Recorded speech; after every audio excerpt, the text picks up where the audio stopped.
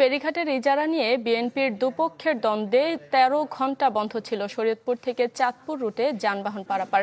আরও জানাতে যোগ দিচ্ছেন নুরুল আমিন রবিন। রবিন, বর্তমান পরিস্থিতি কেমন দেখছেন? যানবাহন চলাচল স্বাভাবিক হয়েছে কিনা?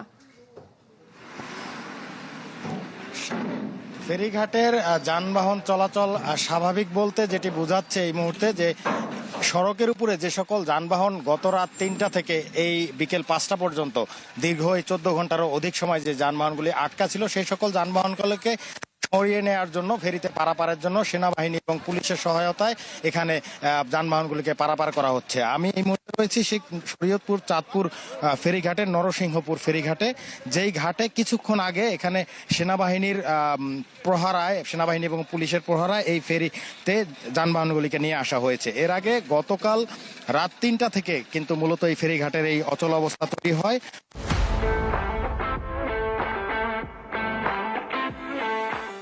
দ্বন্দ্বের সূত্রপাত মূলত বিএনপির দুই পক্ষের ইজারা নিয়ে এই দ্বন্দ্বটি তৈরি হয়। আগের যিনি ইজারা নিয়েছিলেন মমিন দিদার, যার মেয়াদ মূলত ৩০ জুন শেষ হয়েছে। তবে তিনি যেটি দাবি করেছেন যে গত সময়টাতে রাস্তাঘাট কিছুটা ভাঙা থাকা এবং ফেনীতে বন্যার কারণে এই ফেরিঘাটে যানবাহনের সংখ্যা অনেক কম ছিল, যার কারণে তিনি যেটি দাবি করেছেন যে ১,৫২,০০,০০০ টাকা খরচ করে তিনি যে ইজারা নিয়েছিলেন সেই ইজারার টাকা তিনি তুলতে ব্যর্থ হয়েছেন। এই মর্মে তিনি উচ্চ আদালতে একটি রিট করেছিলেন এবং সম্প্রতি সেই রিটের আদেশ তার পক্ষে এসেছে এমনটাই দাবি করে সে গতকাল বৃহস্পতিবার সন্ধ্যায় মূলত এই ফেরিঘাটের নিয়ন্ত্রণে নেয় এবং বর্তমানে যে ৩০ জুনের পরে ১ তারিখ থেকে যিনি নতুনভাবে ইজারা পেয়েছিলেন সখীপুর থানা ছাত্র দলের সাবেক সহ সাধারণ সম্পাদক জিসান বালা, তার সমর্থকদের মূলত এখান থেকে সরিয়ে দেওয়া হয়। কিন্তু তার সমর্থকরা এখান থেকে গিয়ে আবার যেটি দেখা গেছে যে শরীয়তপুর এই সড়কের চরসেনসাস এলাকায় যানবাহনগুলি চলাচলে প্রতিবন্ধকতা সৃষ্টি করে, যার কারণেই এই যান চলাচল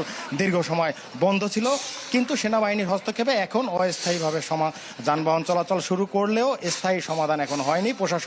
উপজেলা প্রশাসনের কার্যালয়ে একটি বৈঠক চলছে, বৈঠক শেষেই মূলত বোঝা যাবে যে এই ফেরিঘাটের সংকট নিরসনে স্থায়ী কি সমাধান আসলো। শারমিন, এই ছিল আমার কাছে শরীয়তপুর থেকে ফেরিঘাটের অচল অবস্থার সবশেষ তথ্য। রবিন, ধন্যবাদ আপনাকে।